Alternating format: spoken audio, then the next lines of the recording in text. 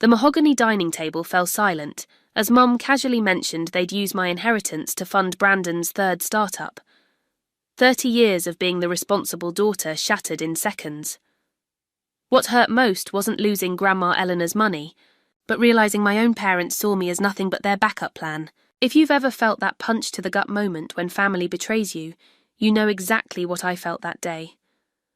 I'm still processing what happened, and honestly, sharing this helps me make sense of it all. I'd love to know where you're watching from. Drop your location in the comments. If my story resonates with you, please subscribe to follow my journey. The support means everything when your own family has broken your trust.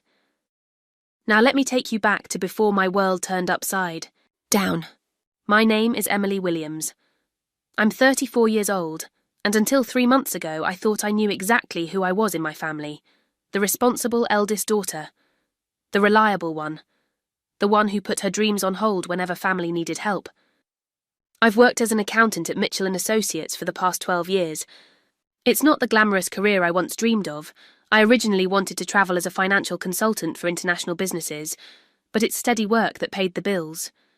It also gave me the expertise to manage my parents' finances, which I've done for free since my father's minor heart attack 7 years ago. Every month I would organise their bills, help with tax planning, and make sure their retirement accounts were on track. I never complained. That's just what family does, right? Then there's my younger brother Brandon, the golden child. At 31, he's bounced between entrepreneurial ventures that inevitably crash and burn. First was an artisanal coffee subscription service that lasted 8 months before he got bored. Then came a fitness app that never made it past the development stage because he couldn't find investors who shared his vision. Despite these failures, our parents, Richard and Margaret Williams, never lost faith in him. Brandon just hasn't found his path yet, Mum would say. He's a visionary.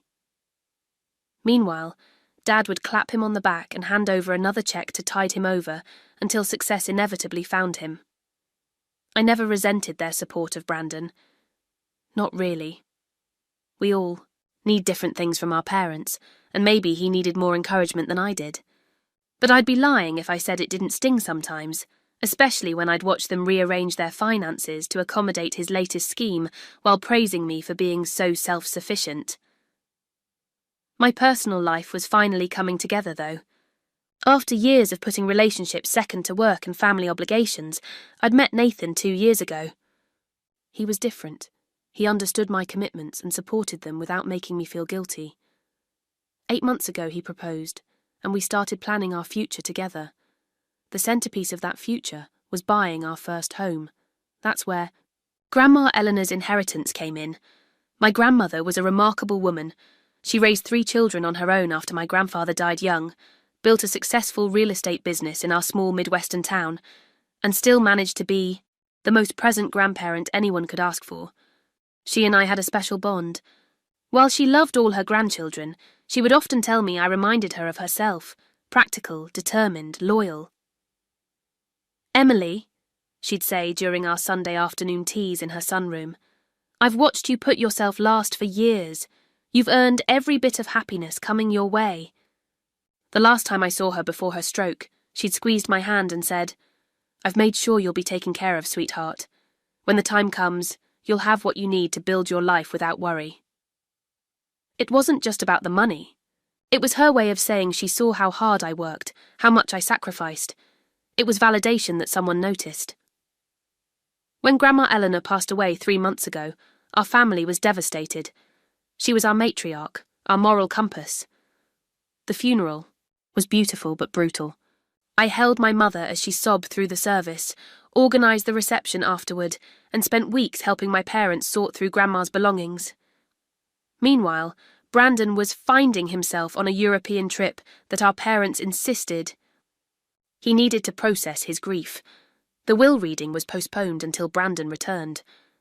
Grandma's lawyer, Mr. Harrington, mentioned there were specific bequests for each family member, but the details would wait until we were all present. Based on my conversations with Grandma, I expected to receive the bulk of her estate, not because I felt entitled to it, but because she had explicitly told me so. Nathan and I had already met with a realtor and were pre-approved for a mortgage that, combined with my inheritance, would allow us to purchase a beautiful craftsman home in a neighbourhood we otherwise couldn't afford. 2 weeks ago, my parents called and invited me to a special family dinner at their house. "It's time we discussed your grandmother's will," Mum said. "Brandon's back from Europe, and we have some exciting news to share." Something in her voice set off alarm bells. I'd noticed her being secretive about financial documents when I'd stopped by to help with bills the week before. When I asked about some unusual withdrawals from their joint account, she'd quickly changed the subject. The night of the dinner, I pulled into my parents' driveway and immediately noticed their living room had been redecorated with expensive new furniture. A sleek entertainment system I'd never seen before dominated one wall. For people who had been complaining about tight finances just months ago, this sudden splurge struck me as odd. Little did I know, I was about to discover just how odd and devastating things would get. I stood in the entryway of my childhood home, taking in the dramatic changes. The worn leather sofa where I'd spent countless hours reading had been replaced with a modern sectional that must have cost thousands. Crystal light fixtures I'd never seen before sparkled overhead. "Emily, you're here!" My mother's voice carried from the kitchen, unnaturally bright. She emerged, wiping her hands on a dish towel, her blonde hair freshly highlighted. "Brandon just arrived too." As if summoned, my brother appeared from the hallway. He looked tanned and well-rested from his European grief trip, sporting designer clothes and a new watch that gleamed on his wrist. "Sis!" He enveloped me in a hug that smelled of expensive cologne. "Good to see you." "You too," I said, pulling back to study him. "Europe agreed with you." "Life-changing." He nodded solemnly, though his eyes sparkled with an excitement that seemed inappropriate given the reason for his trip. I gained so much perspective. Dad appeared from his study, greeting me with a kiss on the cheek. "There's my girl. How's the number-crunching business?" "Fine," I replied, still distracted by the home makeover. "Business as usual." "Well, let's not stand around," Mum said. "Dinner's ready and we have so much to discuss." The dining room, at least, remained unchanged. The mahogany table that had been in our family for generations was set with Grandma Eleanor's china, another detail that struck me as odd. We usually only used it for holidays. Throughout the appetizer, a shrimp cocktail that I knew my father, usually considered too fancy for a family dinner, conversation remained superficial. Brandon regaled us with tales of European architecture and chance meetings with interesting strangers. My parents hung on his every word, exchanging glances I couldn't quite interpret. "How's the house hunting going?" Dad finally asked me as Mum served a roast that must have cost a small fortune. "Good," I said cautiously. "Nathan and I found a place we love. We're just waiting on finalising some details before making an offer. The inheritance details, I meant, though I didn't say it explicitly." "About that," Mum said, an odd smile playing at her lips. "We wanted to talk to you about Grandma Eleanor's will." The air in the room seemed to thicken. Brandon suddenly became very interested in buttering his roll. "Mr. Harrington gave us the details last week," Dad continued. "As executor, I've been working with him to distribute assets." "I see," I said, setting down my fork. "I thought we were all going to meet with him together." "Well, that was the original plan," Mum said. "But given Brandon's situation, we thought it best to expedite things." "Brandon's situation?" I echoed. My mother beamed at my brother. "Tell her your news." Brandon straightened in his chair. "While I was in Amsterdam, I met this amazing tech developer. We got talking, and I shared my idea for a revolutionary investment app. He thinks it could be the next big thing, Em. We're talking potential unicorn status." "That sounds interesting," I said carefully, having heard similar pitches before. "It's more than interesting," Dad interjected.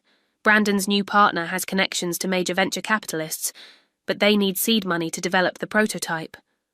A sense of dread began blooming in my stomach. "And?" That's when Mum dropped the bomb as casually as if commenting on the weather. "So we've decided to use your inheritance to fund Brandon's startup. It's really the perfect solution." The table fell silent. I stared at my mother, certain I'd misheard. "My inheritance," I finally managed. "Well, technically, it was just a portion of Grandma's estate that she suggested might go to you," Dad clarified. "But as executor, I have some discretion in how the assets are distributed for maximum family benefit." "Suggested might go to me," I repeated, my voice sounding distant to my own ears. "Grandma Eleanor explicitly told me." "Conversations aren't legally binding, honey," Mum interrupted, her tone condescending. "The will gave your father considerable leeway." "I don't understand," I said, struggling to maintain composure. "How much of my inheritance are we talking about?" My parents exchanged glances. "All of it," Dad finally said. "The full 450,000. The room tilted slightly. The down payment for our house, our future security, the validation of years of being the responsible one. Gone. "But what about our house?" I asked, hating how small my voice sounded. Nathan and I were counting on that money. Brandon jumped in. "That's the beauty of this, Em. When the app takes off, and it will, you'll get your investment back tenfold. Think big picture." "Investment?" I said. "I didn't invest in anything. You're taking my inheritance." "Now, Emily." Dad's voice took on the stern tone he used when I was being difficult as a teenager. "You've always been so good with money. You'll figure something out. Brandon needs this opportunity more than you need a fancy house." "We've already transferred the first installment to Brandon's business account," Mum added, serving herself more potatoes as if we were discussing nothing more important than the weather forecast. "The developers in Amsterdam are starting work next week." My mind raced, trying to process what was happening. "You've already transferred the money, without even discussing it with me first?" "We knew you'd be upset initially," Dad said. "But once you calm down and think rationally, you'll see this is best for everyone. Besides," Mum added with a tight smile, "you have a good job. Brandon is still establishing himself." As the reality sank in, another horrifying thought occurred to me. "How long have you been planning this? Before or after Grandma died?" The momentary discomfort that flashed across my mother's face gave me my answer. "You knew before she died? Were you the ones who suggested she postpone updating her will?" The pieces were falling into place. Grandma had mentioned wanting to make some changes to her estate planning after Brandon's second business failure, but she'd never gotten around to it before her stroke. "That's enough, Emily," Dad said sharply. "Your grandmother wanted to support this family, and that's exactly what we're doing. Brandon's success will benefit all of us." I looked at my brother, who at least had the decency to look slightly uncomfortable. "And you're okay with this? Taking what Grandma meant for me?" He shrugged, his momentary discomfort evaporating. "It's not like you need it, sis. You and Nathan have 2 incomes. This is my big chance." In that moment, 34 years of being the perfect daughter crystallized into perfect clarity. I had never truly been seen by my own family. I was just the reliable backup plan, the safety net for Brandon's ambitions, the free financial advisor, the unpaid emotional support. "I need to go," I said, standing so abruptly my chair nearly toppled. "Don't be dramatic," Mum sighed. "At least finish dinner. I made your favourite dessert." But I was already gathering my purse, my hands shaking so badly I could barely grasp my keys. "I'll call you later," I lied, knowing I wouldn't. As I reached the door, Brandon called out, "Hey, when you've calmed down, I'd love to show you the business plan. You could even help with the financial projections if you want." I didn't trust myself to respond. I simply closed the door behind me and made it to my car before the tears came, hot and furious, blurring the familiar streets of my childhood neighbourhood as I drove away from the family that had just betrayed me in the most casual way imaginable. I don't remember much about the drive home. Muscle memory guided me through familiar turns, while my mind replayed the dinner conversation in excruciating detail. By the time I pulled into the apartment complex where Nathan and I lived, my shock had hardened into something darker. Nathan was waiting up, despite the late hour. One look at my face told him everything he needed to know. "What happened?" he asked, guiding me to the couch. The story spilled out in fragmented sentences, punctuated by fresh waves of tears. Nathan listened without interrupting, his expression growing increasingly disturbed. "They just announced it." "Like it was already decided?" he finally asked, his voice tight with controlled anger. "Like they were telling me the weather forecast," I confirmed, wiping my eyes. $450,000. Gone. Just like that. Nathan pulled me close. "We'll figure this out, Em. There has to be something we can do legally." But my mind was already spiraling through memories, recontextualizing them with my new understanding. The time my parents had forgotten to attend my college graduation because Brandon had a minor sports injury.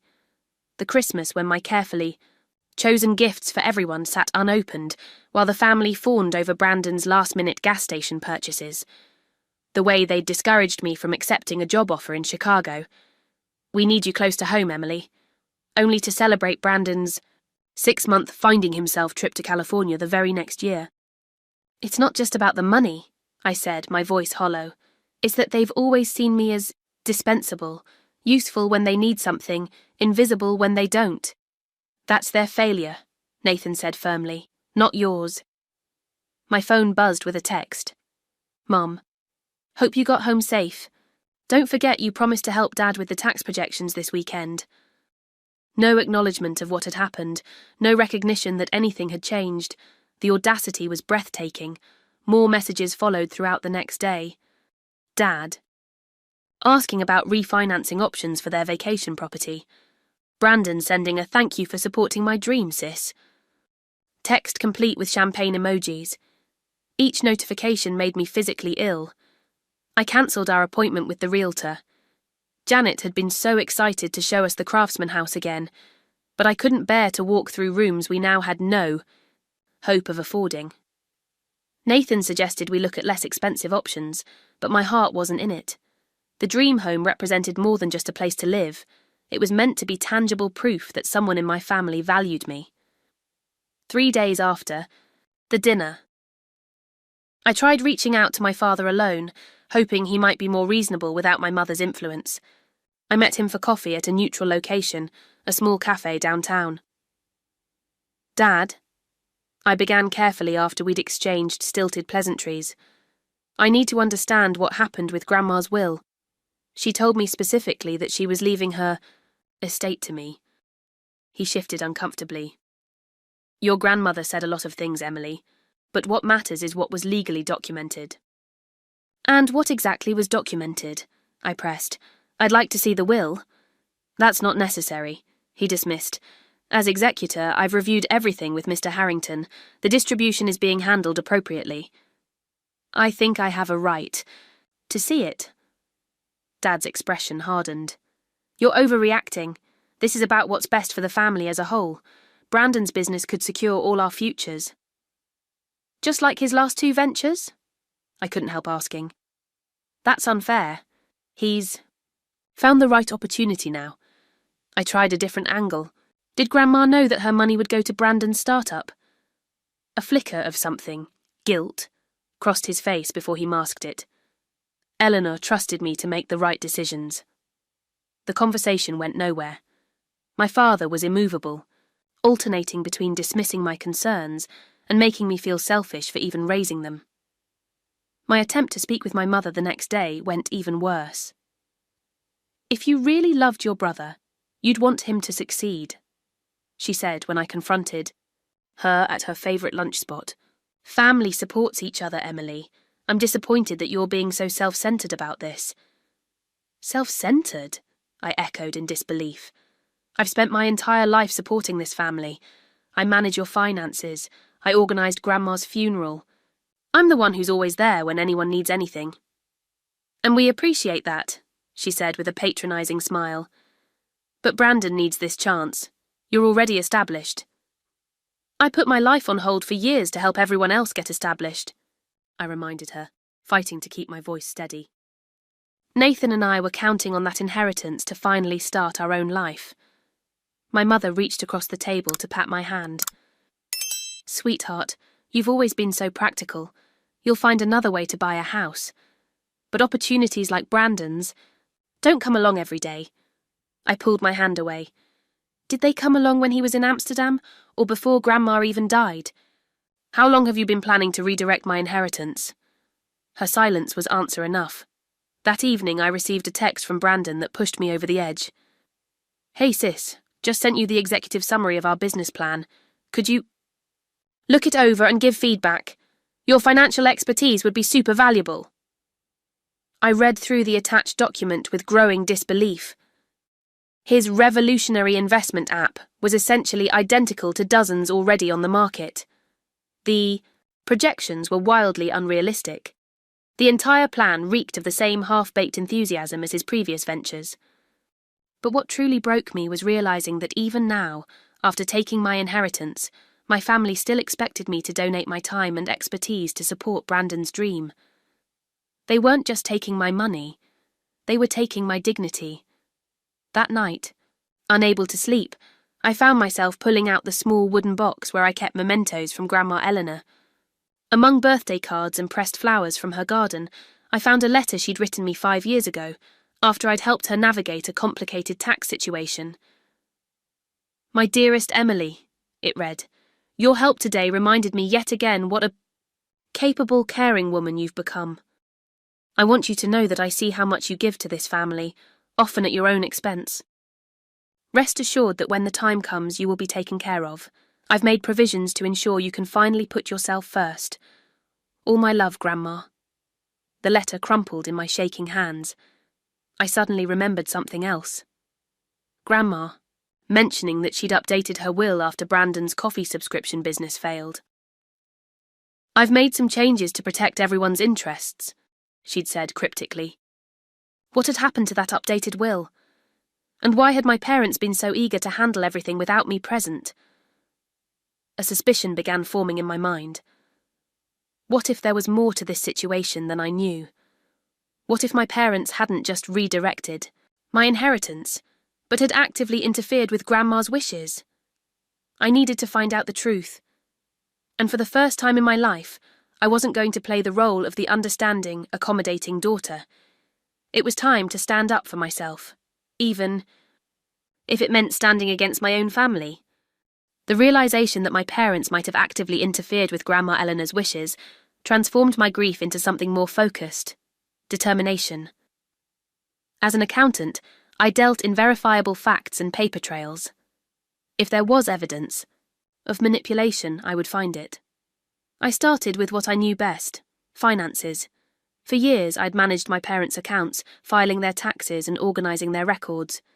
They'd given me access to their online banking and investment portfolios, likely never imagining I'd use that access to investigate them. Late at night, after Nathan had gone to bed, I began combing through years of transactions. At first, nothing seemed unusual, just the regular pattern of household expenses, retirement contributions, and occasional splurges. But as I dug deeper into the past 3 years, a pattern emerged. Regular transfers to Brandon. 5,000 here, 8,000. There, often labelled vaguely as family support or business investment.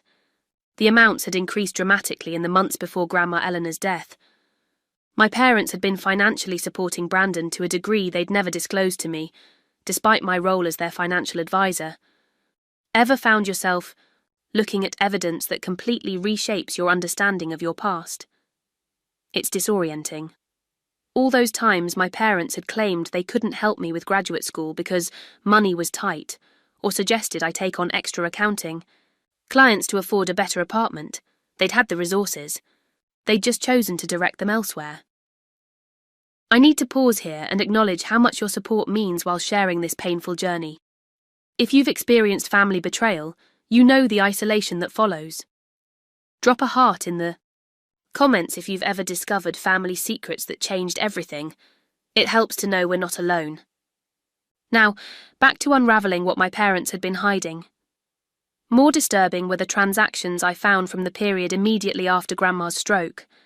3 significant withdrawals from my parents' savings account, totaling nearly $15,000, all within days of each other. The timing coincided with an extended visit from Brandon that I'd been too busy organising hospice care to pay much attention to. I needed more information, and I knew exactly who might have it. Judith Blackwell had been Grandma Eleanor's best friend for over 40 years. They'd met in a community college class they'd both taken after their children were in school, and had remained inseparable until Grandma's death. If anyone knew about changes to the will, it would be Judith. I called her the next morning, claiming I needed help sorting through some of Grandma's personal effects. Judith invited me over immediately. Her cosy bungalow smelled like cinnamon and old books. After serving tea in delicate cups that reminded me painfully of afternoons with Grandma, Judith studied my face. "This isn't about sorting photographs, is it, dear?" she asked gently. The kindness in her eyes broke something in me. I told her everything: the family dinner, the stolen inheritance, my growing suspicions. Judith's expression darkened as I spoke.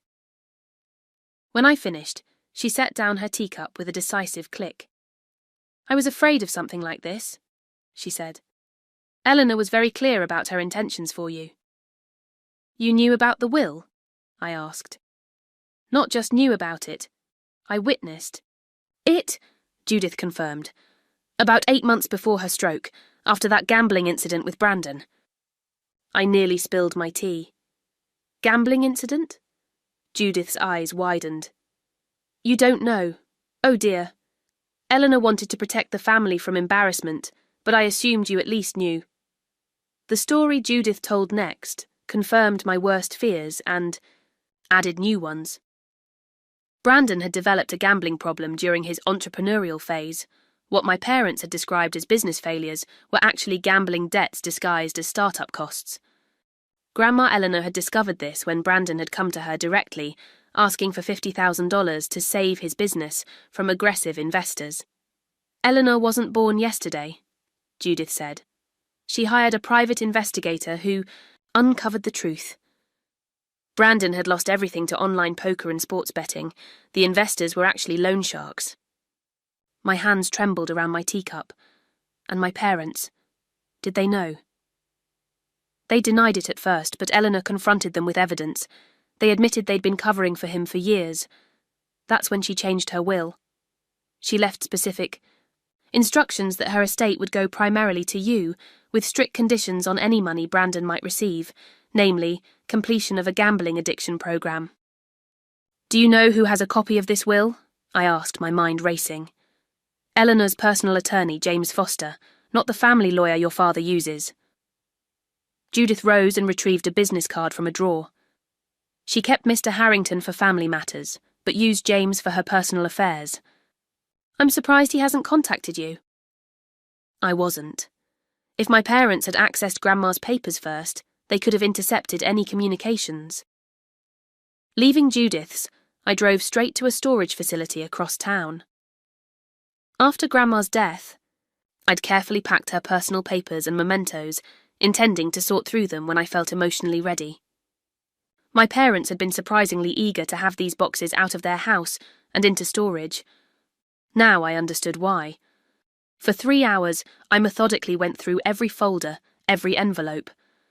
In a leather portfolio labelled Personal Correspondence, I found what I was looking for: carbon copies of letters between Grandma Eleanor and attorney James Foster, discussing revisions to her will. The most recent was dated just 2 months before her stroke. "As discussed," the letter read, "the revisions specify that the bulk of your estate, approx $450,000, will go directly to your granddaughter Emily Williams, with the family home to remain with your son Richard.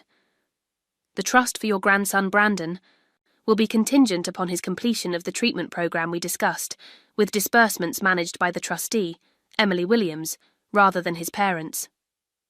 My hands shook as I read. Grandma hadn't just left me money. She'd made me the trustee of Brandon's portion. She'd trusted me to help manage his recovery, and my parents had hidden all of it. I contacted James Foster's office immediately, but hit another wall. His receptionist informed me that Mr. Foster had retired suddenly due to health issues 3 months ago, right after Grandma's death. His practice had been absorbed by a larger firm, and many of his files were still being processed. She took my information and promised someone would call me back. That call never came. The pieces were falling into place, but I needed more concrete evidence. On impulse, I hired my own private investigator, a woman named Diane Rodriguez, who specialized in financial fraud. I gave her Brandon's information and asked her to track his activities over the past year. While waiting for her findings, I took a day off work to drive to the county courthouse.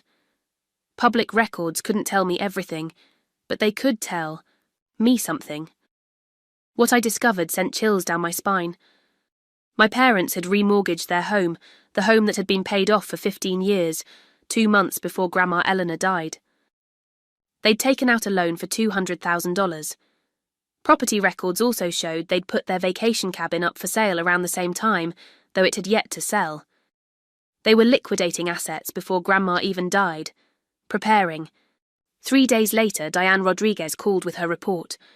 "Your brother spent most of the past year in gambling establishments, not on business trips," she confirmed. His European grief trip included stops at casinos in Monte Carlo, Baden-Baden, and Amsterdam. Based on my sources, he owes significant amounts to some very dangerous people. "And the tech startup?" I asked, already knowing the answer. "There is a registered LLC," she said carefully, "but its business address is a virtual office service. The tech partner from Amsterdam has connections to organized gambling syndicates, not venture capital firms." The final piece came when Diane sent me surveillance photos, Brandon meeting with men whose body language screamed enforcer, not business partner. One image showed him leaving such a meeting with a split lip and frightened eyes. The truth hit me like a physical blow. Brandon's revolutionary app was nothing but a front to pay off gambling debts. My inheritance wasn't funding a business, it was paying loan sharks, and my parents had known. They'd chosen to sacrifice my future, to save Brandon from his own mistakes yet again, but this time they'd gone beyond enabling. They'd actively conspired to divert my inheritance, potentially committing fraud in the process. They'd hidden Grandma Eleanor's true wishes and manipulated her estate. As I sat surrounded by evidence of my family's betrayal, I realized I faced a terrible choice. I could confront them with what I knew, potentially tearing the family apart forever, or I could swallow this bitter pill as I had swallowed so many others, accepting that my role would always be the family safety net. For the first time in my life, I knew I couldn't choose the path of least resistance. Not just for me, but for Brandon too. His gambling addiction would never improve as long as our parents continued enabling him. Grandma Eleanor had understood this. Her will hadn't just been about providing for me, it had been about saving Brandon from himself. I needed to honour her true wishes, even if it meant going to war with my own parents. The weight of what I'd discovered left me reeling. I needed perspective, someone who knew my family but wasn't blinded by the same dynamics that had shaped my relationship with my parents and Brandon. I called my cousin Rachel, my father's brother's daughter. We'd been close as children, but had drifted apart in adulthood, largely because my family commitments always seemed to prevent me from attending the gatherings where I might have seen her. "Emily?" Her surprise was evident when she answered. "It's been ages. Is everything okay?" We met at a cafe halfway between our homes. Rachel had always been more outspoken than me, less willing to smooth things over for family harmony. As I poured out my story, her expression shifted from shock to anger to a strange kind of resigned recognition. "I wish I could say I'm surprised," she finally said, "but Uncle Richard and Aunt Margaret have always had a blind spot where Brandon is concerned." "It's more than a blind spot," I said. "They actively hid Grandma Eleanor's will from me." Rachel hesitated, twirling her coffee cup. "There's something you should know, something the extended family has discussed." My stomach tightened. "What do you mean, discussed?" "Your parents have bailed Brandon out more times than you know," she said carefully. The business failures were just the public explanation. The family knows about the gambling. We've known for years. The cafe seemed to tilt around me. Years? Why didn't anyone tell me? Your parents insisted they had it under control. And honestly? She reached for my hand. We all saw how much. You already carried for your family. No one wanted to add to your burden. So everyone just watched me being manipulated, kept in the dark while managing their finances? The betrayal expanded beyond my immediate family to include aunts, uncles, cousins, people who'd smiled at me across holiday dinner tables while keeping secrets that directly affected my life. It wasn't right, Rachel admitted, but your parents were adamant that Brandon's issues stay private. They said exposure would only make his recovery harder. Recovery? I laughed bitterly. He's not recovering. He's getting worse, and they're enabling him. And now they've stolen my inheritance to pay his gambling debts. Rachel's eyes widened. Gambling debts? Are you sure? I told her about the private investigator's findings. By the time I finished, Rachel was pale. This is worse than I thought, she said. Emily, you need to talk to Aunt Martha. She had a huge falling out with your dad last year over Brandon. She might know more. Aunt Martha was my father's older sister, a no-nonsense woman who'd retired from a successful legal career. I'd always admired her, though she'd grown increasingly distant from our branch of the family in recent years. Now I understood why. I called her that evening. She answered on the first ring, as if she'd been expecting me. It's about time, she said after I'd explained why I was calling. I've been waiting for you to figure it out. Figure what out? That your parents have been using you as Brandon's safety net your entire life. The bluntness was shocking, but somehow refreshing, after years of evasions. Your grandmother knew, Martha continued. It's why she changed her will to protect you. Richard was furious when he found out.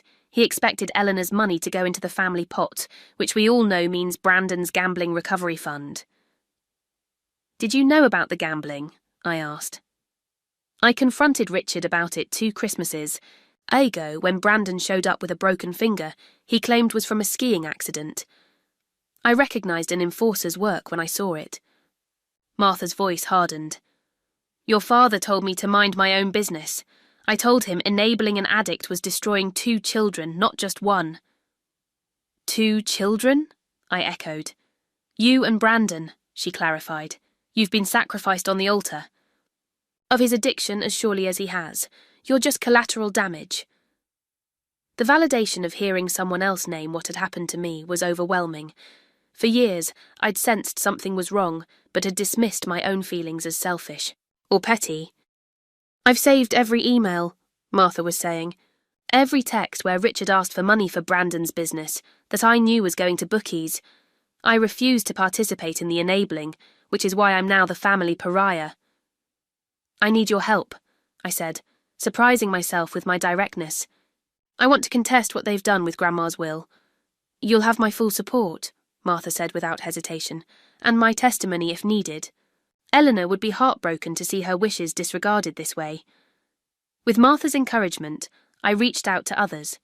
My godmother Patricia, who had been Grandma Eleanor's other close friend, confirmed what Judith had told me. Eleanor was so proud of you, Emily, she said. She changed her will specifically to ensure you would be taken care of, since you've spent your life taking care of everyone else. Patricia revealed another critical piece of information. Grandma had suspected financial manipulation in her final months. She noticed discrepancies in her accounts, Patricia explained. Small withdrawals she couldn't remember authorising. She was planning to change banks and revoke Richard's access, but then the stroke happened. The picture growing in my mind was ugly. Had my father been siphoning money from his own mother's accounts? The thought made me physically ill. Through all of this, Nathan remained my rock. He took days off work to accompany me to meetings, held me through tearful nights, and never once complained about our derailed house plans. This isn't just about the money anymore, he said one evening as we reviewed the evidence I'd gathered. This is about your family exploiting you for years. It has to stop, Em. Not just for us, but for Brandon too. Real love doesn't enable destruction. Even my normally reserved boss showed unexpected support when I finally broke down at work after a particularly difficult call with the county records office. "Take whatever time you need," George said, closing my office door for privacy. "Family financial disputes are brutal. My brother and I didn't speak for 3 years after our father's estate was settled." As word spread through the extended family that I was investigating my parents' handling of Grandma's estate, people began taking sides. Some, like Rachel and Martha, stood firmly with me. Others defended my parents, arguing that family finances were private matters and I was being selfish for not wanting to help Brandon. The family division was painful but illuminating. It revealed who truly cared about justice and who was invested in maintaining the dysfunctional status quo. More importantly, it showed me I wasn't alone, something I'd felt for most of my life, even surrounded by family. With each conversation, each piece of evidence, I gained clarity about the lifetime, pattern of exploitation. I hadn't just lost an inheritance, I'd lost decades of opportunities, dreams and self-determination because my parents had designated me as the responsible one, the backup plan, the safety net for Brandon's self-destruction. As painful as this realization was, it was also liberating. For the first time, I could see the manipulation clearly, and what you can see clearly you can fight. By the end of 2 weeks of investigation, I had assembled a disturbing picture. My parents had likely been diverting funds from Grandma Eleanor's accounts before her death. They had hidden her revised will and possibly colluded with the family lawyer to present an older version that gave my father more discretion. They had redirected my inheritance to pay Brandon's gambling debts, disguised as a business investment. And they had done all this while expecting me to continue providing free financial services and emotional support. It was time to confront them with the truth, but I knew from experience that my parents were masters of deflection and emotional manipulation. If I wanted this confrontation to be effective, I needed to be strategic. I needed a plan that would make denial impossible. Strategic confrontations require preparation, something my accounting career had taught me well. When presenting difficult financial realities to clients, I always came armed with irrefutable documentation, witnesses, and a clear agenda. This situation demanded nothing less. I began by consulting with an estate lawyer, not Mr. Harrington, who had worked with my father, but a specialist recommended by Aunt Martha. Lydia Chen had a reputation for handling contested wills with both legal precision and sensitivity to family dynamics. "Based on what you've shown me," she said after reviewing my evidence, "there appear to be grounds for contesting the execution of your grandmother's estate. The carbon copies of correspondence with her personal attorney strongly suggest the existence of a more recent will than the one your father presented. What about the money that's already been transferred to Brandon's business?" I asked. "If we can prove it was done under false pretenses, the court could order it frozen or returned," she explained. "But we need to act quickly before more funds are dispersed." We discussed options ranging from a formal legal challenge to a structured family intervention with legal representation present. Given the sensitive nature of Brandon's gambling addiction and my desire to avoid public exposure that might harm his potential recovery, I opted for the latter approach, at least as a first step. A strategic intervention with witnesses and evidence can sometimes achieve a resolution without court proceedings, Lydia advised, but you should be prepared for the possibility that litigation may become necessary. She helped me draft formal letters requesting documentation of Grandma Eleanor's most recent will, an accounting of all estate transactions, and the immediate freezing of remaining assets pending investigation. These would be presented during the confrontation, with copies retained as evidence of our attempt to resolve matters privately. Next came the question of who should be present. Nathan was an obvious choice. His unwavering support had been my lifeline. Aunt Martha's legal background and first-hand knowledge of the family dynamics made her another essential ally. I also asked Judith to attend, as she had been a witness to Grandma's updated will. The most difficult decision was whether to include extended family members. Rachel offered to be there, but I worried about creating the impression of ganging up on my parents, which might make them more defensive. In the end, I decided to keep the group small but impactful. The final participant would be Lydia herself, Having legal representation present would signal the seriousness of the situation and provide expert guidance if the conversation veered into technical aspects of estate law. Choosing the location required careful consideration. My parents' home would give them too much psychological advantage, while a neutral public space lacked the privacy such a confrontation required. After some deliberation, I decided to rent a conference room at a local business centre, professional, private, and symbolically appropriate for a meeting about financial matters. Nathan helped me prepare for various reaction scenarios. My parents might deny everything, attempt to paint me as greedy or unstable, try to divide the assembled allies, or even walk out entirely. For each possibility, we developed a response strategy focused on maintaining calm, returning to documented facts, and clearly stating the consequences of continued deception. The key is to stay focused on the evidence, Nathan reminded me during our rehearsals. The moment it becomes emotional, they'll use that to dismiss your concerns. The night before the confrontation, I could barely sleep. The weight of what I was about to do, challenging the parents I'd spent my life trying to please, felt almost unbearable. What if I was wrong? What if there was a reasonable explanation for everything I'd discovered? But each time doubt crept in, I returned to the evidence. The hidden correspondence about Grandma's updated will, the financial transactions that made no sense for legitimate business purposes, the years of being manipulated into putting my life on hold while Brandon received endless support. This wasn't about revenge. It was about justice.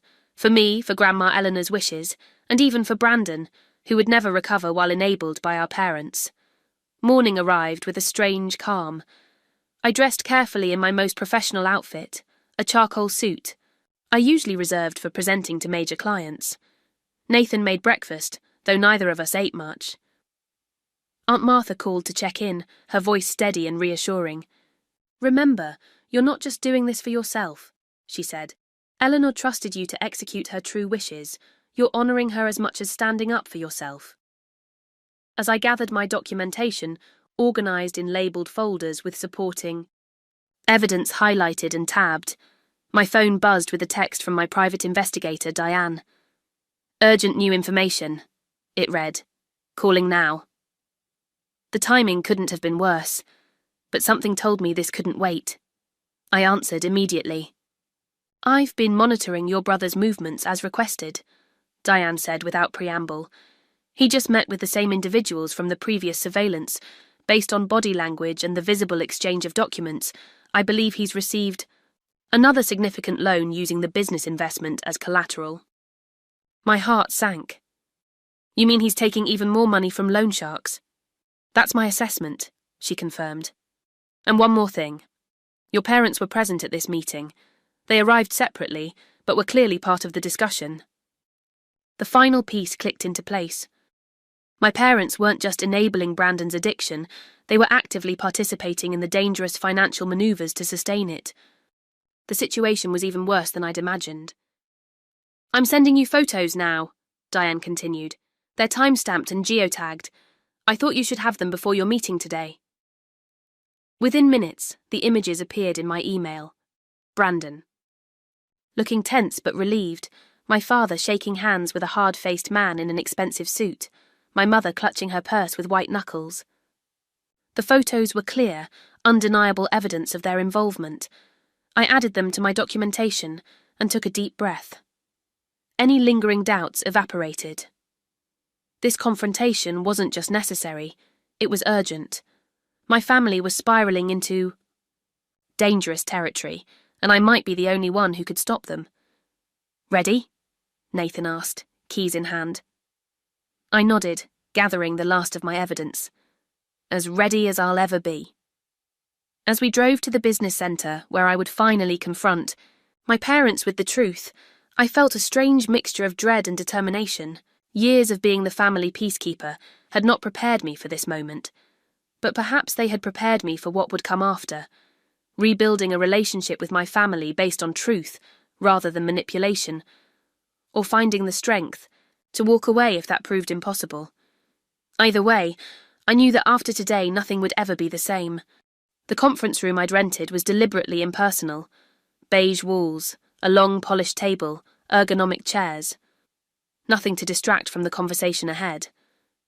I'd arrived an hour early to arrange the documentation, set up a small recording device, with Lydia's approval, and try to calm my racing heart. Aunt Martha arrived first, her silver hair pulled back in a severe bun that matched her expression. She squeezed my hand wordlessly before taking a seat to my right. Judith and Patricia followed, both looking sombre but determined. Nathan positioned himself at my left, a physical reminder that I wasn't facing this alone. Lydia was the last to arrive before my parents, professional in a navy suit, carrying a slim briefcase. "Remember," she murmured as she took her place, "stick to facts, not emotions. If they try to derail the conversation, bring it back to the documented evidence." At exactly 2:00, the door opened. My father entered first, his confident stride faltering slightly as he registered the assembled group. My mother followed, her practiced social smile freezing when she spotted Aunt Martha.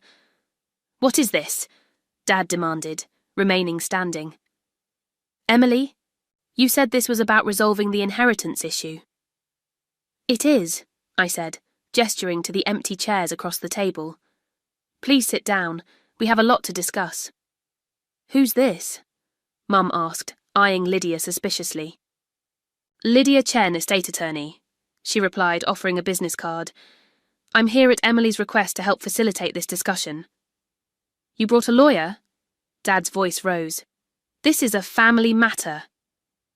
"It became a legal matter when you misrepresented Grandma Eleanor's will," I said, fighting to keep my voice steady. "Please sit down, Dad." The door opened again and Brandon appeared, looking confused. "Sorry I'm late. Mum said you wanted to discuss the business investment." His eyes widened as he took in the gathering. "What's going on?" "That's what we'd all like to know," Dad said, finally taking a seat. Mum and Brandon followed suit, exchanging uneasy glances. I took a deep breath and opened the first folder. 3 months ago, Grandma Eleanor passed away. At the time, you told me her will left the distribution of her estate to Dad's discretion as executor. Based on that claim, you redirected what should have been my inheritance, $450,000, to Brandon's supposed tech startup. My father's face remained impassive. As I've explained, I made a decision that would benefit the family as a whole. "Except that wasn't your decision to make," I continued, sliding a copy of Grandma's correspondence with James Foster across the table. "Grandma Eleanor updated her will 8 months before her stroke. She explicitly left the bulk of her estate to me, with a separate trust for Brandon, contingent upon his completion of a gambling addiction program." Brandon flinched visibly. My mother's hand flew to her throat. "Where did you get that? That's private correspondence." "From Grandma's. Personal effects, the ones you were so eager to have me store rather than review," I said. "And it's just the beginning." Over the next 30 minutes, I methodically presented the evidence I'd gathered. The suspicious withdrawals from Grandma's accounts before her death, my parents' remortgaging of their paid-off home, the timing of their sudden home renovations, and most damning of all, the surveillance photos showing their meeting with Brandon's investors. "These men aren't tech investors," I said, pushing the photos toward my father. "They're loan sharks, and you're using my inheritance to pay Brandon's gambling debts." Brandon stood abruptly, knocking his chair backward. "I need some air." He moved toward the door, but Nathan stepped into his path. "Running away won't solve this, Brandon," he said quietly. "It's time to face it." For a moment, I thought my brother might try to push past him. Instead, his shoulders slumped and he turned back to the table. "It's not what you think," he began. "It's exactly what I think," I interrupted. "You've been gambling away everything our parents have given you, and when that wasn't enough, they decided to give you my inheritance, too." "You don't understand the pressure I'm under," Brandon exploded. "These guys don't take no for an answer. They were threatening me, threatening all of us." The room fell silent. It was the first honest thing my brother had said in years. My mother reached for his hand. "Brandon, don't. We agreed." "Agreed to what?" I demanded. "To lie to me, to steal my inheritance, to keep enabling Brandon's addiction instead of getting him actual help. "We were protecting him," Mom cried. "What were we supposed to do, let those people hurt him?"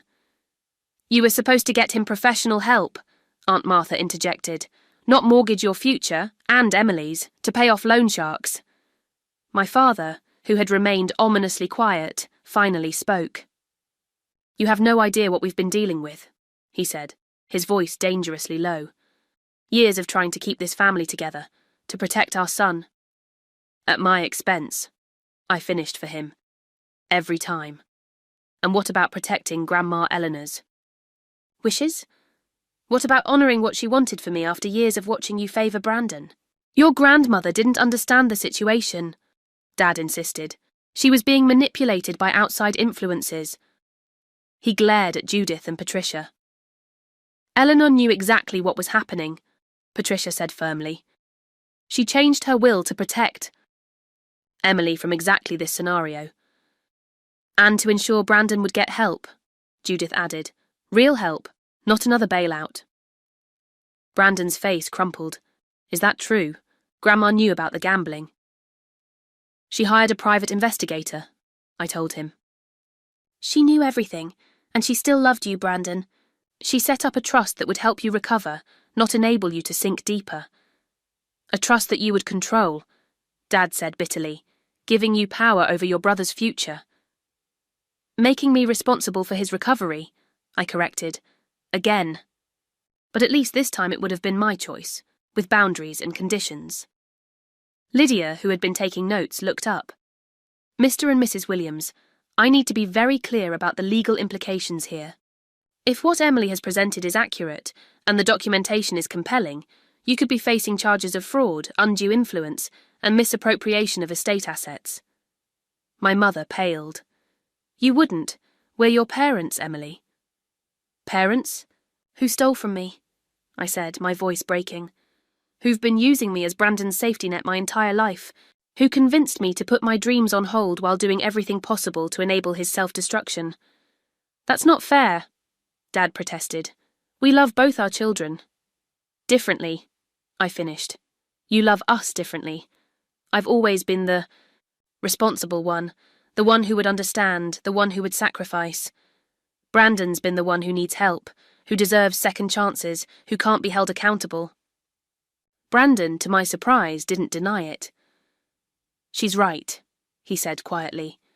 "You've always made excuses for me, always found ways to bail me out. I never had to face consequences." My parents stared at him in shock. It was perhaps the first time he'd ever acknowledged his role in the family dynamic. "The gambling started in college," he continued, avoiding their eyes. "Small bets at first, then bigger ones. By the time I came to you about the coffee subscription business, I was already in deep. When you bailed me out without asking too many questions, it became a pattern. Why stop when there were always more chances, more money, more bailouts?" "Brandon, stop," Mum pleaded. "You don't have to do this." "Yes, I do," he insisted. "I'm tired of lying. I'm tired of being afraid all the time." He turned to me. "I'm sorry, Em. I never meant for it to go this far." "How far has it gone?" I asked quietly. "How much do you owe these people?" He named a figure that made my mother whimper. It was substantially more than my inheritance. "They've given us 2 months to pay the rest," Dad admitted, suddenly looking every year of his age. "We thought the app story would buy us time to figure something out." "There is no app, is there?" I asked Brandon. He shook his head. "Just a shell company to make the money transfers look legitimate."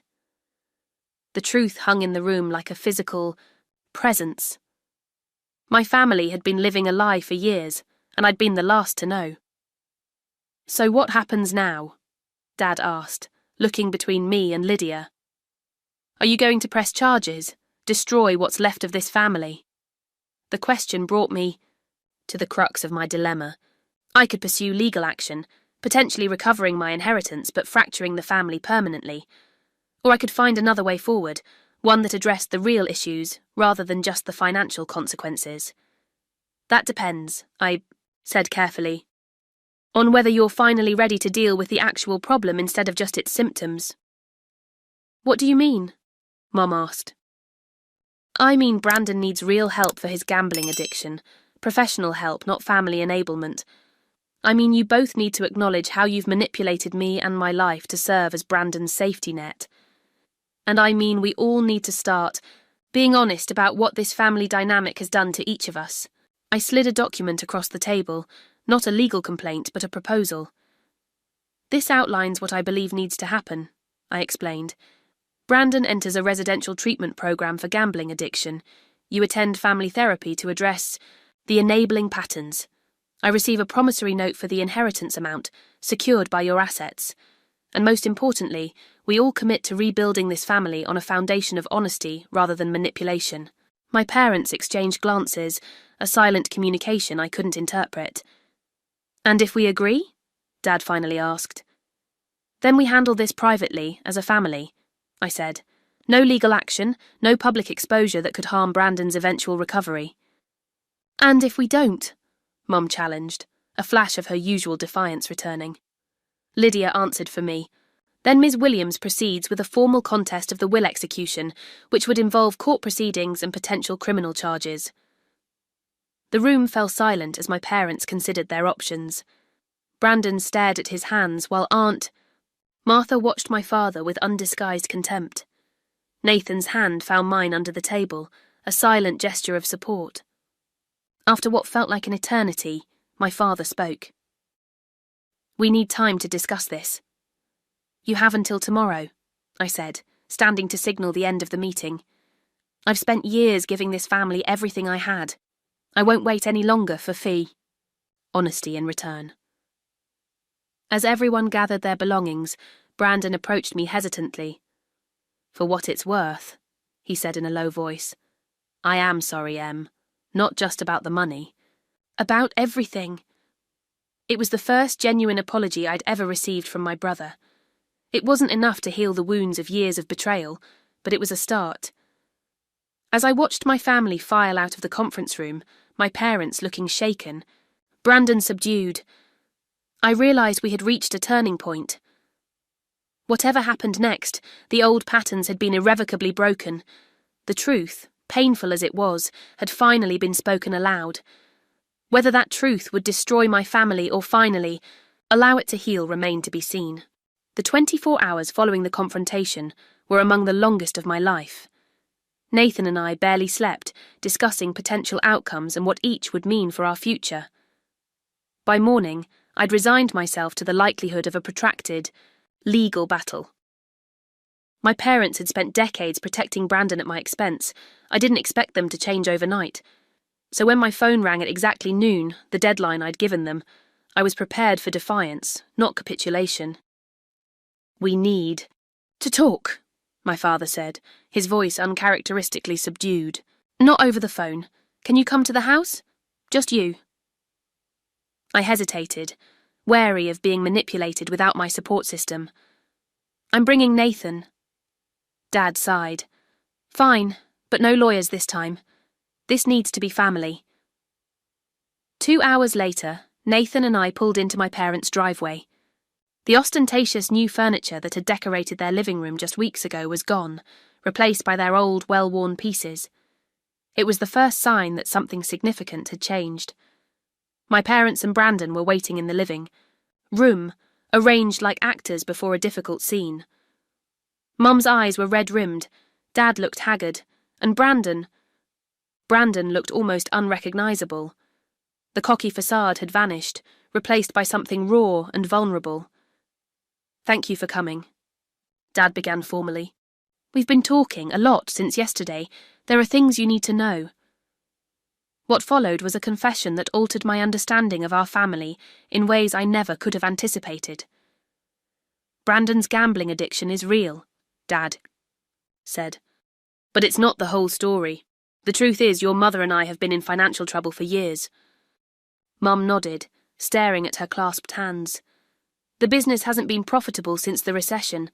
We've been living on credit, refinancing, taking cash advances, anything to maintain appearances. When Brandon came to us about his gambling, debts 3 years ago we were already underwater, Dad continued. We couldn't bail him out as we had in the past. But we also couldn't admit to anyone, especially you, that we were struggling. Why not? I asked. I'm an accountant. I could have helped restructure your finances. Pride, Mum said simply. We couldn't bear for you to know we'd failed. You've always looked up to your father as this successful businessman, this provider. The truth would have shattered that image. So instead of asking for my help, you lied to me. For years. Dad nodded, shame evident in his expression. We thought we could turn things around. Each decision seemed justifiable in the moment, a temporary measure until business improved. But it never did, Brandon interjected. And my gambling made everything worse. When those men started threatening me, Mum and Dad mortgaged the house to pay them off. But it was never enough. They always wanted more. A horrifying realization dawned on me. So the inheritance wasn't just about enabling Brandon. You needed it to save yourselves too. We were drowning, Mum admitted. When your grandmother changed her will to leave everything to you, it felt like our last lifeline was being cut. We convinced ourselves that redirecting the money was temporary, that once the business recovered and Brandon got back on his feet, we'd repay you somehow. But that was never going to happen, was it? I asked. The business isn't going to recover, and Brandon's debts keep growing. The silence that followed was answer enough. After yesterday, Dad said finally, we realised we can't continue this. We're selling the business. It's not worth much, but it's a start. The house too. We should have done it years ago, Mum added. Started over with something smaller, more manageable, but we were too proud. What about Brandon's debt to these loan sharks? Nathan asked, speaking for the first time. Brandon answered. I've agreed to enter a residential treatment program. There's one in Arizona that specialises in gambling addiction. They also have resources to help negotiate with creditors. I studied my brother, looking for signs of the usual facile charm that preceded his broken promises. Instead, I saw only exhaustion and shame. Why the change of heart? I asked, directing the question to all of them. Dad cleared his throat. When you laid out all the evidence yesterday, showed us the pattern of behaviour over years, we couldn't deny it anymore. We've been living in a house of cards, and it's finally collapsing. And last night, Mom added, Brandon told us something that changed everything. My brother met my eyes directly. I told them I was thinking about suicide, he said quietly. The pressure, the lies, the debt, it was too much. I couldn't see any way out. The room seemed to tilt. For all my anger at Brandon, I'd never wanted this. That was our wake-up call, Dad said, his voice breaking. No amount of money or pride is worth losing our son. Or our daughter, he added, looking at me. We've already lost so much of our relationship with you through our actions. The revelation cast our family dynamic in a new light. My parents hadn't just been favouring Brandon out of some arbitrary preference. They'd been desperately trying to keep him alive, albeit in ways that ultimately enabled his self-destruction. And they'd been hiding their own financial failure, unable to admit they needed help. It didn't excuse what they'd done, but it made it comprehensible in a way it hadn't been before. So, what happens now? I asked. Dad pushed a folder across the coffee table. This is everything. Our complete financial picture, documentation of all transactions related to your grandmother's estate, and a signed acknowledgement that the inheritance rightfully belongs to you. We can't pay it back immediately, Mum said. But we've outlined a repayment plan, secured by the proceeds from selling the business and house. I opened the folder, scanning the documents inside. They were comprehensive and appeared genuine, a complete financial surrender. There's something else, Dad said, reaching for another envelope. Patricia brought this by this morning. She said Grandma Eleanor left it with her, to be delivered when it was needed most. I accepted the sealed envelope with trembling hands. Inside was a letter written in my grandmother's distinctive script, dated just weeks before her stroke. My dearest Emily, it began. If you're reading this, it means the concerns I've had about your parents' finances and Brandon's troubles have come to a head. I've observed for years how your bright spirit has been dimmed by the burdens placed unfairly on your shoulders. The inheritance I've left you is meant to free you from those burdens, not add to them. But money alone cannot heal a broken family. If Richard and Margaret have mishandled my wishes, as I fear they might, remember that true wealth lies in honest relationships built on mutual respect. You deserve nothing less. Whatever you decide, to fight for what is rightfully yours or to find another path forward, know that I am proud of the woman you've become. Your compassion has never been a weakness, though others may have exploited it. It is your greatest strength, and it will guide you to the right decision for you. All my love, Grandma Eleanor. Tears blurred my vision as I refolded the letter. Even from beyond the grave, my grandmother had understood what I needed most, not just financial security, but validation that my feelings mattered. In that moment, I faced the most difficult decision of my confrontation journey. I could insist on immediate legal action to secure my inheritance, potentially pushing my already desperate family over the edge. Or I could find a middle path that acknowledged the harm done while creating space for healing. I need you to understand something, I said finally, looking at each family member in turn. What you did wasn't just about money. You manipulated me. You used my love for this family against me. You made me doubt my own worth, my own perceptions. That damage doesn't disappear with a repayment plan. We know, Mum said softly. We don't expect forgiveness right away, or maybe ever. We just want a chance to try to make things right. I took a deep breath. These are my conditions. Brandon enters the residential program immediately, with progress reports shared with me. You both attend financial counselling and family therapy. The repayment plan is formalised with legal documentation, and most importantly, complete honesty from now on. No more secrets, no more manipulation. And if we agree? Dad asked. Then I won't pursue legal action. We'll try to rebuild one step at a time. Nathan squeezed my hand, silently supporting whatever decision I made. We agree to all of it, Dad said without hesitation. And Emily, thank you. Not just for this chance, but for being the one person in this family with the courage to speak the truth. It wasn't a perfect resolution. The money would take years to repay if it ever was fully. The trust that had been broken wouldn't be easily restored.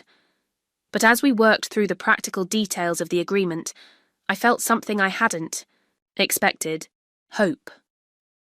Not hope that everything would magically be fixed, but hope that by confronting the toxic patterns that had defined our family for decades, we might eventually build something healthier. Something real. As Nathan and I drove home, that evening he asked, "Are you sure about this? You'd have every right to take more aggressive action." I thought about Grandma Eleanor's letter, about Brandon's desperation, about my parents' belated honesty.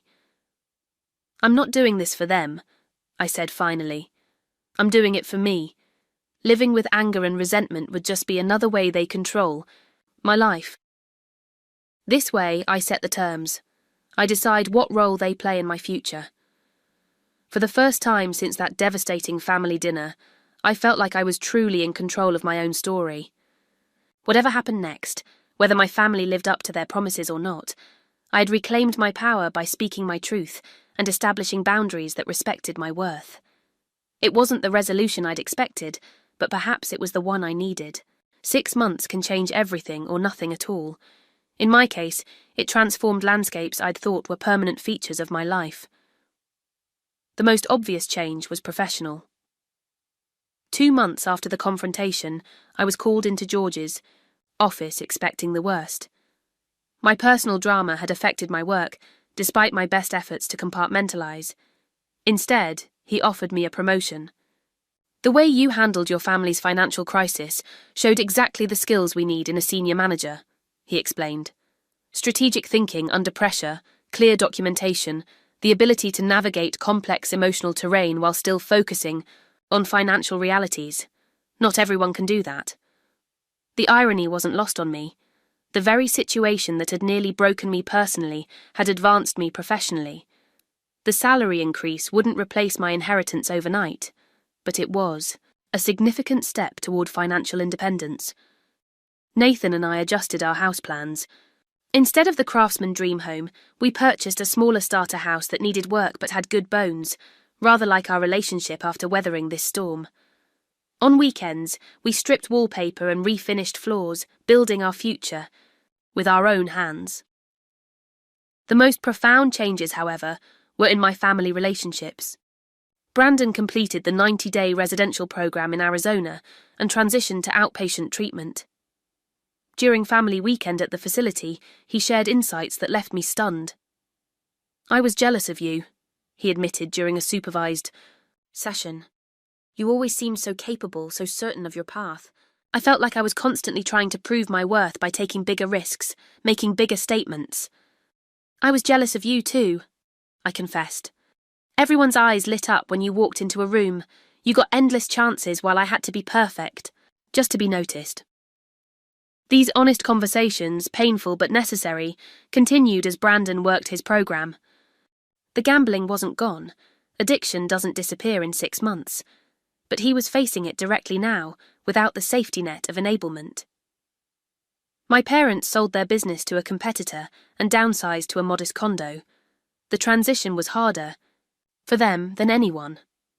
Dad, particularly, struggled with the loss of status that came with admitting financial failure. "I built my entire identity around being successful," he said during one of our bi-weekly family therapy sessions. When that started slipping away, I couldn't admit it, not to others, not even to myself, so I created this elaborate fiction and dragged everyone into it. Mum nodded. We thought we were protecting everyone, but we were really just protecting our own egos. The financial counselling they'd agreed to attend was beginning to show results. They lived on a strict budget now, tracking every expense with the diligence they should have shown decades earlier.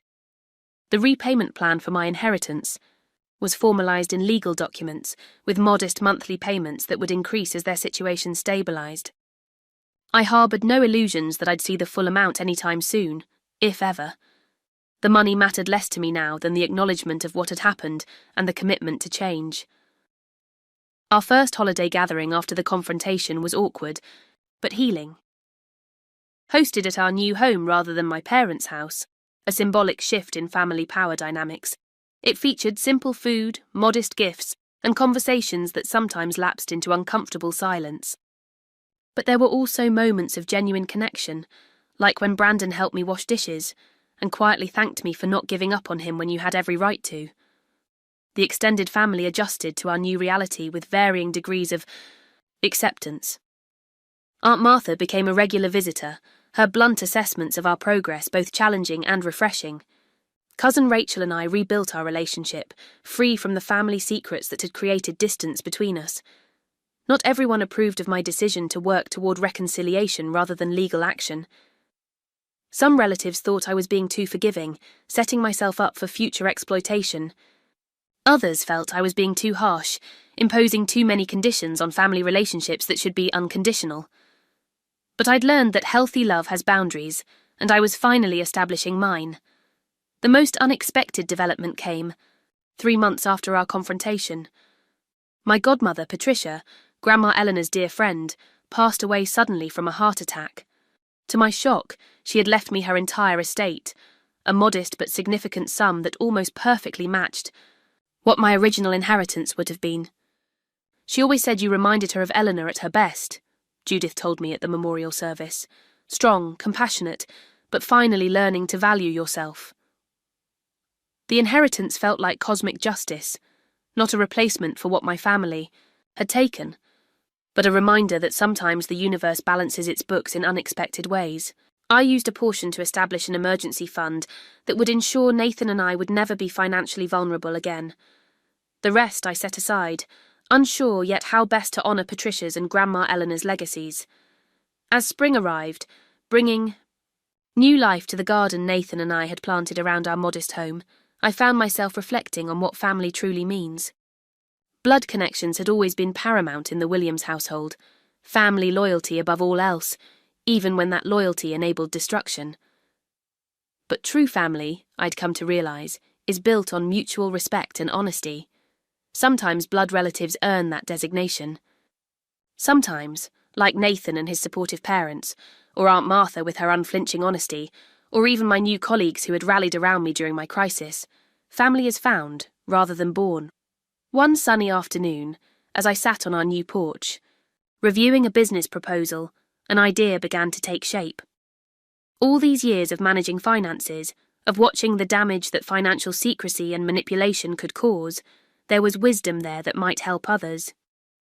2 weeks later, I filed paperwork to establish a non-profit organisation, Financial Clarity Family Counselling. Its mission was simple: to provide education and support for families struggling with financial communication, addiction-related financial issues, and the emotional aspects of money management. "You're turning your pain into purpose," Nathan observed as I showed him the business plan. "That's incredible, Em."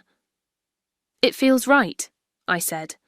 All those years of being the responsible one, the financial manager for a family in denial, maybe it was preparing me for something bigger than just being their safety net. Brandon, now 6 months sober, asked if he could volunteer once he reached his 1-year milestone. "I know both sides of financial addiction," he said. "Maybe that perspective could help someone else." My parents' reaction was more complex. Pride mingled with shame at the public acknowledgement of our family's struggles. But they too offered to share their experience once they felt more secure in their recovery. As I write this now, looking back on the journey from that devastating family dinner to where I stand today, I'm struck by how differently things turned out than I expected. I didn't get a dramatic courtroom vindication. My parents didn't face legal consequences for their actions. My inheritance wasn't restored in one satisfying swoop of justice. Instead, I got something more valuable: the truth. The painful, complicated truth about my family, yes, but also truth about myself, my worth, my boundaries, my capacity for both justice and compassion. I learned that standing up for yourself doesn't always look like a Hollywood ending. Sometimes it's messy and imperfect. Sometimes reconciliation is harder than revenge. I don't know what the future holds for my family. Recovery, financial, emotional, relational, is a long road with setbacks and disappointments. There are still days when anger resurfaces, when I question my decision to work toward healing rather than punishment. But I do know this: I am no longer the family safety net, the reliable daughter whose needs always come last.